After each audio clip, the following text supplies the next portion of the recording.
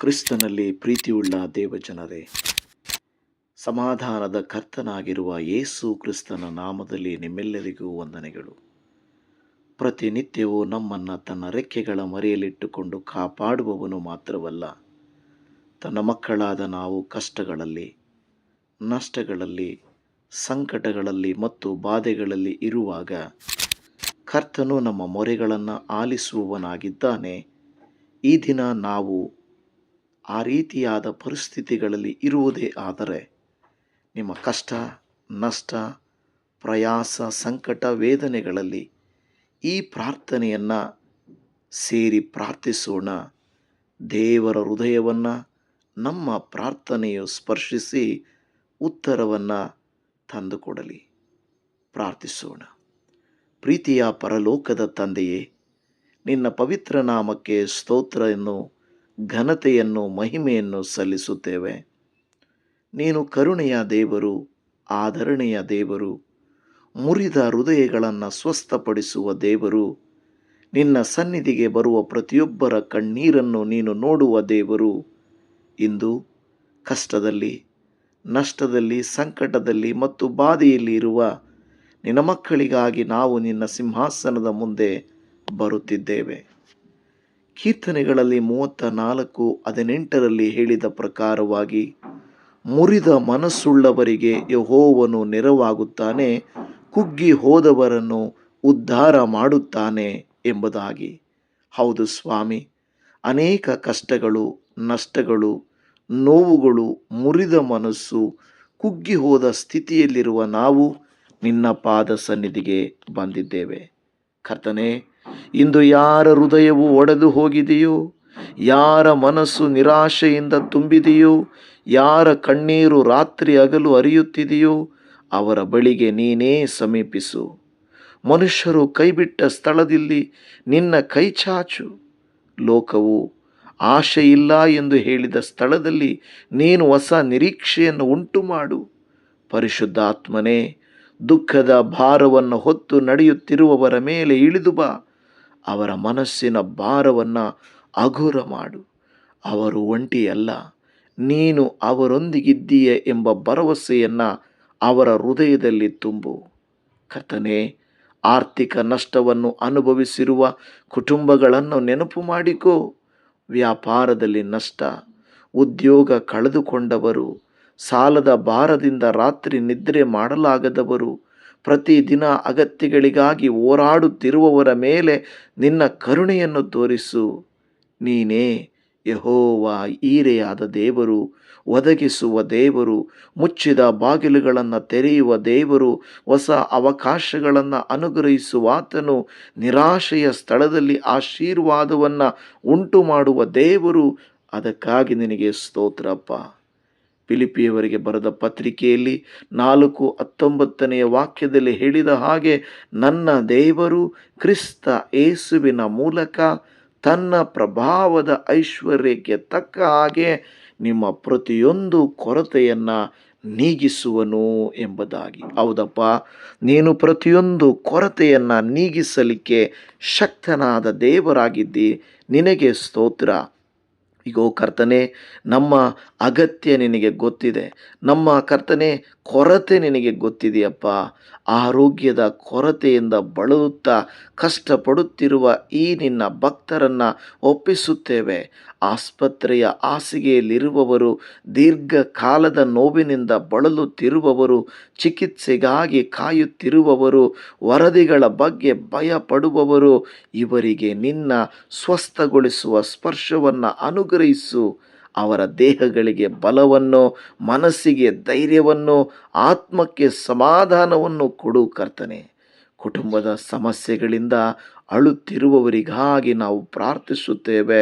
ಗಂಡ ಹೆಂಡತಿಯ ನಡುವೆ ಒಡೆದಿರುವ ಸಂಬಂಧಗಳನ್ನು ಜೋಡಿಸು. ತಂದೆ ತಾಯಿಯಿಂದ ದೂರವಾದ ಮಕ್ಕಳನ್ನು ಹಿಂತಿರುಗಿಸು. ಸಹೋದರರ ನಡುವಿನ ವೈಮನಸ್ಸುಗಳನ್ನು, ಕಲಹಗಳನ್ನು ಸಮಾಧಾನಪಡಿಸು. ದ್ವೇಷವನ್ನು ಪ್ರೀತಿಯಾಗಿ, ಕೋಪವನ್ನು ಕ್ಷಮೆಯಾಗಿ, ಕಣ್ಣೀರನ್ನು ಸಂತೋಷವಾಗಿ ಮಾರ್ಪಡಿಸು ಕರ್ತನೆ. ಜೀವನದಲ್ಲಿ ಅನೇಕ ಬಾಗಿಲುಗಳು ಮುಚ್ಚಿ ಹೋಗಿವೆ ಎಂದು ಭಾವಿಸುತ್ತಿರುವವರನ್ನು ನೆನಪು ಮಾಡಿಕೊಳ್ಳಿರಿ. ಅನೇಕ ಬಾರಿ ಪ್ರಯತ್ನಿಸಿದರೂ ವಿಫಲರಾಗುತ್ತಿದ್ದಾರೆ. ಪ್ರಾರ್ಥಿಸಿ ಪ್ರಾರ್ಥಿಸಿ ಉತ್ತರವನ್ನು ಕಾಣದವರಾಗಿದ್ದಾರೆ. ನನ್ನನ್ನು ದೇವರು ಮರೆತಿದ್ದಾನಾ ಎಂದು ಕೇಳುವವರು, ಅವರ ಹೃದಯಗಳನ್ನು ನೀನು ಸ್ಪರ್ಶಿಸು, ನೀನೆಂದಿಗೂ ಅವರನ್ನು ಕೈ ಬಿಡುವುದಿಲ್ಲ ಎಂಬ ನಂಬಿಕೆಯನ್ನು ಪುನಃ ಸ್ಥಾಪಿಸು. ಹೌದಪ್ಪ, ನೀವೇ ಇಬ್ರಿಯರಿಗೆ ಬರೆದ ಪತ್ರಿಕೆಯಲ್ಲಿ 13ನೇ ಅಧ್ಯಾಯದ ಅದರ 5ನೇ ವಚನದಲ್ಲಿ ಹೇಳಿದ ಪ್ರಕಾರವಾಗಿ ಕರ್ತನೆ ದೇವರೇ ಸ್ತೋತ್ರ. ಹೌದು ಸ್ವಾಮಿ, ನಾನು ನಿನ್ನನ್ನು ಎಂದಿಗೂ ಕೈ ಬಿಡುವುದಿಲ್ಲ, ಎಂದಿಗೂ ತೊರೆಯುವುದಿಲ್ಲವೆಂದು ಹೇಳಿರುವೆಯಲ್ಲವೇ. ಕರ್ತನೇ, ನೀನೇ ನನ್ನ ಸಹಾಯಕನು, ನೀನು ನನ್ನ ಜೊತೆಯಲ್ಲಿರುವುದರಿಂದ ನಾನು ಭಯ ಪಡುವುದಿಲ್ಲ ಎಂದು ಧೈರ್ಯವಾಗಿ ಹೇಳುವುದಕ್ಕೆ ಕೃಪೆಯನ್ನು ತೋರಿಸಿರಿ ಅಪ್ಪ. ಕರ್ತನೇ, ಶತ್ರುವಿನ ದಾಳಿಯಿಂದ ಭಯಗೊಂಡಿರುವವರನ್ನು ಕಾಪಾಡು. ಭಯ, ಆತಂಕ, ನಿರಾಶೆ, ಗೊಂದಲ, ಕತ್ತಲೆಯ ಚಿಂತನೆಗಳಿಂದ ಅವರನ್ನು ಬಿಡುಗಡೆ ಮಾಡು. ನಿನ್ನ ಸಮಾಧಾನವು ಅವರ ಮನಸ್ಸನ್ನು ತುಂಬಲಿ ಕರ್ತನೆ. ಯೆಶಾಯ 41:10 ಕೂಡ ನೀವೇ ಹೇಳಿದ್ದೀರಲ್ಲ, ಭಯ ಪಡಬೇಡ, ನಾನು ನಿನ್ನ ಸಂಗಡ ಇದ್ದೇನೆ ಎಂಬುದಾಗಿ. ಕರ್ತನೆ, ಇಂದು ಕಣ್ಣೀರಿನಿಂದ ಪ್ರಾರ್ಥಿಸುತ್ತಿರುವ ಪ್ರತಿಯೊಂದು ತಾಯಿಯ ಪ್ರಾರ್ಥನೆಯನ್ನು ಕೇಳು. ತನ್ನ ಕುಟುಂಬಕ್ಕಾಗಿ ಹೋರಾಡುತ್ತಿರುವ ಪ್ರತಿಯೊಬ್ಬ ತಂದೆಯನ್ನು ಬಲಪಡಿಸು. ಮಕ್ಕಳ ಭವಿಷ್ಯಕ್ಕಾಗಿ ಚಿಂತಿಸುತ್ತಿರುವ ಪೋಷಕರಿಗೆ ಜ್ಞಾನವನ್ನು ಕೊಡು. ವೃದ್ಧಾಪ್ಯದಲ್ಲಿ ಒಂಟಿತನ ಅನುಭವಿಸುತ್ತಿರುವವರಿಗೆ ನಿನ್ನ ಸಾನ್ನಿಧ್ಯವೇ ಸಂಗಾತಿಯಾಗಿರಲಿ. ಕರ್ತನೆ, ನಿನ್ನ ಜನರಿಗೆ ತಾಳ್ಮೆಯನ್ನು ಕೊಡಪ್ಪ. ಈ ಕಷ್ಟದ ಸಮಯದಲ್ಲಿಯೂ ನಿನ್ನನ್ನು ಹಿಡಿದುಕೊಳ್ಳುವ ನಂಬಿಕೆಯನ್ನು ಕೊಡು. ಯೋಬನಂತೆ ನಂಬಿಗಸ್ತರಾಗುವ ಹೃದಯವನ್ನು, ಯೋಸೇಫನಂತೆ ನಿರೀಕ್ಷೆಯಿಂದ ಕಾಯುವ ಶಕ್ತಿಯನ್ನು, ದಾವೀದನಂತೆ ನಿನ್ನ ಮೇಲೆ ಭರವಸೆ ಇಡುವ ಆತ್ಮವನ್ನು ಅನುಗ್ರಹಿಸು. ನಮ್ಮ ಕಣ್ಣೀರನ್ನು ವ್ಯರ್ಥಗೊಳಿಸಬೇಡ, ನಮ್ಮ ಪ್ರಾರ್ಥನೆಗಳನ್ನು ನಿರ್ಲಕ್ಷಿಸಬೇಡ. ನಮ್ಮ ದುಃಖವನ್ನು ಸಂತೋಷವಾಗಿ ಬದಲಾಯಿಸು, ನಮ್ಮ ಸೋಲನ್ನು ಸಾಕ್ಷಿಯಾಗಿ ಬದಲಾಯಿಸು, ನಮ್ಮ ಗಾಯಗಳನ್ನು ಮಹಿಮೆಯ ಗುರುತುಗಳಾಗಿ ಮಾರ್ಪಡಿಸು ಎಂದು ಬೇಡಿಕೊಳ್ಳುತ್ತಾ ಇದ್ದೇವೆ. ಕೀರ್ತನೆ 35 ಹೇಳಿದ ಪ್ರಕಾರವಾಗಿ, ಓ ದೇವರೇ, ನಿನ್ನ ವಾಕ್ಯ ಹೇಳುತ್ತದೆ, ಆತನ ಅನುಗ್ರಹವೋ ಜೀವಮಾನವೆಲ್ಲ ಇರುವುದು. ಸಂಜೆಗೆ ದುಃಖವೆಂಬುದು ಬಂದು ನಮ್ಮ ಬಳಿಯಲ್ಲಿ ಇಳಿದುಕೊಂಡರೂ ಮುಂಜಾನೆ ಹರ್ಷ ಧ್ವನಿಯು ಕೇಳಿಸುವುದು ಎಂಬುದಾಗಿ. ಕರ್ತನೇ, ಕಷ್ಟದಲ್ಲಿ, ದುಃಖದಲ್ಲಿ, ವೇದನೆಯಲ್ಲಿ, ಪ್ರಯಾಸದಲ್ಲಿರುವಂಥ ಈ ನಿನ್ನ ಮಕ್ಕಳನ್ನು ಕನಿಕರಿಸು ಎಂದು ಬೇಡುತ್ತಾ ಇದ್ದೇವೆ. ಇಂದು ನಾವು ನಿನ್ನ ವಾಗ್ದಾನಗಳನ್ನು ಹಿಡಿದು ನಿಂತಿದ್ದೇವೆ. ನೀನು ನಮ್ಮನ್ನು ಬಿಡುವುದಿಲ್ಲ, ನೀನು ನಮ್ಮನ್ನು ನಡೆಸುವ ದೇವರು. ನಮ್ಮ ಸಂಕಟವು ಶಾಶ್ವತವಲ್ಲ, ನಿನ್ನ ಕೃಪೆ ಶಾಶ್ವತವಾಗಿದೆ. ನಮ್ಮ ಕಷ್ಟದ ಕಣಿವೆಯು ಮಾರ್ಪಡುವಂಥದ್ದಾಗಿದೆ, ವಿಜಯದ ಸಮ್ಮುಖವು ಬರುವಂಥದ್ದಾಗಿದೆ.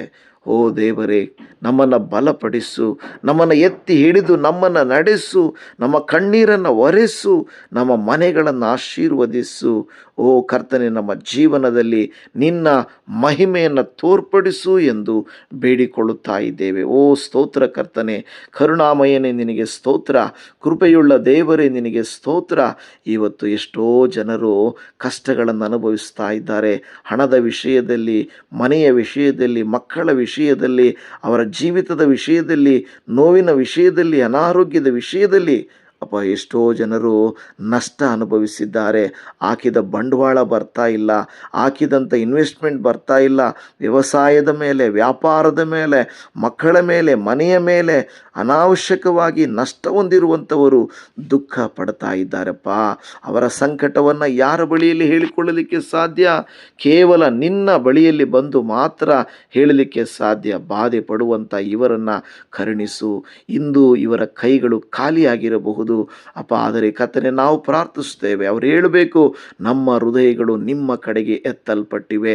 ನಮ್ಮ ಕಣ್ಣುಗಳಲ್ಲಿ ಕಣ್ಣೀರಿರಬಹುದು, ಆದರೆ ನಿರೀಕ್ಷೆಯನ್ನು ಕೊಟ್ಟಿದ್ದೆ. ಯಾಕೆಂದರೆ ನೀನು ಜೀವಿಸುವ ದೇವರು, ಕೇಳುವ ದೇವರು, ಕಾರ್ಯ ಮಾಡುವ ದೇವರು.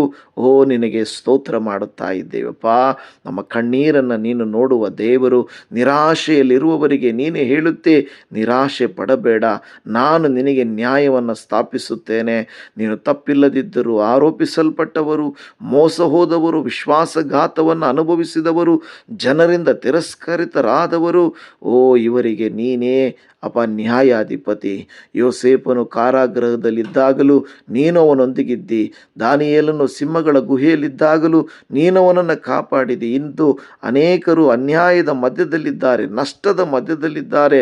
ಅವರಿಗಾಗಿ ಪ್ರಾರ್ಥಿಸ್ತೇವೆ, ಯುವ ಜನರಿಗಾಗಿ ಪ್ರಾರ್ಥಿಸ್ತೇವೆ, ವಿಧವೆಯರಿಗಾಗಿ ಪ್ರಾರ್ಥಿಸ್ತೇವೆ, ಅನಾಥರಿಗಾಗಿ ಪ್ರಾರ್ಥಿಸ್ತೇವೆ, ಒಂಟಿತನದಲ್ಲಿರುವವರಿಗಾಗಿ ಪ್ರಾರ್ಥಿಸ್ತೇವೆ, ಆತ್ಮಿಕವಾಗಿ ಕುಗ್ಗಿರುವವರಿಗಾಗಿ ಪ್ರಾರ್ಥಿಸ್ತೇವೆ. ಅವರ ಒಣಗಿದ ಎಲುಬುಗಳು ಜೀವ ಕೊಟ್ಟು ಎಬ್ಬಿಸು ಕರ್ತನೆ. 4 ದಿನಗಳಾದ ಲಾಜರನನ್ನು ಎಬ್ಬಿಸಿದ ದೇವರು, ಕೆಂಪು ಸಮುದ್ರವನ್ನು ವಿಭಜಿಸಿದ ದೇವರು, ಇಂದು ನಮ್ಮ ಜೀವನದಲ್ಲಿಯೂ ದಾರಿ ಇಲ್ಲದ ಸ್ಥಳದಲ್ಲಿ ದಾರಿಯನ್ನು ಮಾಡುವ ಕರ್ತನು, ನಮ್ಮ ಅಳುವಿಕೆಯನ್ನು ಸಂತೋಷವಾಗಿ ಮಾಡುವ ದೇವರು, ನಮ್ಮ ಸೋಲನ್ನು ದೇವರ ವಿಜಯವನ್ನಾಗಿ ಬದಲಾಯಿಸುವ ದೇವರು, ನಮ್ಮ ದುಃಖವನ್ನು ಸಾಕ್ಷಿಯಾಗಿ ಬದಲಾಯಿಸುವ ದೇವರು, ನಮ್ಮ ಕತ್ತಲೆಯನ್ನು ನಿನ್ನ ಮಹಿಮೆಯಿಂದ ತುಂಬಿಸುವ ದೇವರು. ಅದಕ್ಕಾಗಿ ನಿನಗೆ ಸ್ತೋತ್ರ. ಸಾಧ್ಯವಾದದ್ದು ಒಂದೂ ಇಲ್ಲ, ಅದಕ್ಕಾಗಿ ನಿನಗೆ ಸ್ತೋತ್ರ ಕರ್ತನೆ. ಈ ದಿನ ಕಷ್ಟ ಎಂದು ಬಂದಿರುವಂಥವರನ್ನು ಕೈ ಬಿಡಬೇಡಪ್ಪ. ಸಂಕಟ ಎಂದು ಬಂದಿರುವವರನ್ನ ಸಂತೈಸಪ್ಪ. ಓ ನಷ್ಟವಾಗಿದ್ದೇನೆ ಎನ್ನುವಂಥವರಿಗೆ ಜಯವನ್ನು ಕೊಡಪ್ಪ. ಬಾಧೆ ಇರುವಂಥವರಿಗೆ ಬಲವನ್ನು ಕೊಡಪ್ಪ. ನೀನು ಇವರನ್ನು ಸ್ಪರ್ಶಿಸು, ನೀನು ಇವರನ್ನು ಕರುಣಿಸು, ಉಪಕಾರ ಮಾಡು. ಹೌದು ಸ್ವಾಮಿ, ಕಷ್ಟದಲ್ಲಿರುವವರಿಗೆ ನೀನು ಹೇಳುತ್ತಿ, ಎಲೈ ಕಷ್ಟಪಡುವವರೇ, ಹೊರೆ ಹೊತ್ತವರೇ, ನೀವೆಲ್ಲರೂ ನನ್ನ ಬಳಿಗೆ ಬಂದಿರಿ, ನಾನು ನಿಮಗೆ ವಿಶ್ರಾಂತಿಯನ್ನು ಕೊಡುವೆನು ಎಂದು ಮತ್ತಾಯ 11:28 ಹೇಳಿದ್ದೀರಿ ಕರ್ತನೆ. ಮಾತ್ರವಲ್ಲ, ನೀವು ಹೇಳುತ್ತೀರಪ್ಪ, ಇಗೋ ಕಷ್ಟ ಕಾಲದಲ್ಲಿ ನೀವು ನನಗೆ ಕೂಗಿ ಮೊರೆಯಿಡಿರಿ, ನಾನು ಬಿಡಿಸುವೆನು ಎಂದು ಹೇಳಿದ್ದಿ ಸ್ವಾಮಿ. ಈ ಕಟ್ಟುಗಳಲ್ಲಿ ಪ್ರಾರ್ಥಿಸಿರಿ, ಕಷ್ಟಗಳಲ್ಲಿ ಪ್ರಾರ್ಥಿಸಿರಿ, ಕಣ್ಣೀರುಗಳಲ್ಲಿ ಪ್ರಾರ್ಥಿಸಿರಿ, ನಾನು ಕರುಣಿಸುವೆನು ಎಂದು ಹೇಳಿದ ಕರ್ತನೆ. ನೀನು ತಾನೇ ಇವತ್ತು ಈ ಪ್ರಾರ್ಥನೆಯಲ್ಲಿ ಏಕೀಭವಿಸಿದ, ಕಷ್ಟವನ್ನು ಅನುಭವಿಸುತ್ತಿರುವ, ನಷ್ಟವನ್ನು ಅನುಭವಿಸುತ್ತಿರುವ, ವೇದನೆಯನ್ನು ಅನುಭವಿಸಿದಂಥ ಈ ದೇವಮ ಜನರನ್ನು ನೀನು ತಾನೇ ಮಾರ್ಪಡಿಸಬೇಕೆಂಬುದಾಗಿ ಪ್ರಾರ್ಥನೆ ಕೇಳಿದಕ್ಕಾಗಿ ನಿನಗೆ ವಂದನೆ ಅಯ್ಯ. ಇವರ ಕಷ್ಟಗಳನ್ನು ಮಾರ್ಪಡಿಸು, ಸುಖವನ್ನು ಕೊಡು. ನೀನು ಹೇಳುತ್ತೆ, ಇಗೋ ನನ್ನಲ್ಲಿದ್ದುಕೊಂಡು ನೀನು ಸಮಾಧಾನ ಹೊಂದುವಿರಂತೆ ಬನ್ನಿರಿ ಎಂದು ಹೇಳುವ ದೇವರು. ಯೇಸುವಿನ ನಾಮದಲ್ಲಿ ಇವರ ಪ್ರತಿ ಕಷ್ಟ, ನಷ್ಟ, ಸಂಕಟ, ಬಾಧೆ ಯೇಸುವಿನ ನಾಮದಲ್ಲಿ ಲಯವಾಗಬೇಕೆಂಬುದಾಗಿ ಪ್ರಾರ್ಥಿಸಿದ ಭಕ್ತರ ಜೀವಿತದಲ್ಲಿ ಈ ಪ್ರಾರ್ಥನೆಯು ಸಮಾಧಾನ, ಶಾಂತಿಯನ್ನು ತರಬೇಕೆಂದು ಪ್ರಾರ್ಥನೆ ಕೇಳಿದ ಕರ್ತರೇ ನಿನಗೆ ಸ್ತೋತ್ರ. ನಜರೇತಿನ ಯೇಸು ಕ್ರಿಸ್ತನ ಮಧುರವಾದ ನಾಮದಲ್ಲಿ ಪ್ರಾರ್ಥಿಸುತ್ತೇವೆ ಪರಮ ತಂದೆಯೇ. ಆಮೇನ್, ಆಮೇನ್.